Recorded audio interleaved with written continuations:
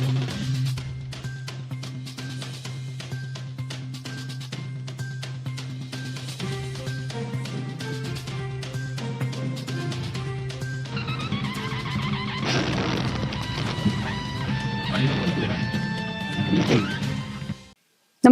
आपण पाहता हिरकणी न्यूज.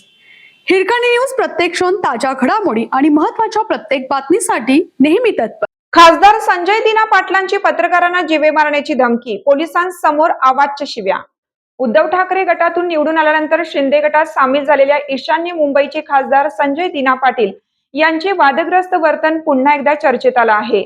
उद्धव ठाकरे गटातून निवडून आल्यानंतर शिंदे गटात सामील झालेल्या ईशान्य मुंबईचे खासदार संजय दिना पाटील यांचे वादग्रस्त वर्तन पुन्हा एकदा चर्चेत आलं आहे.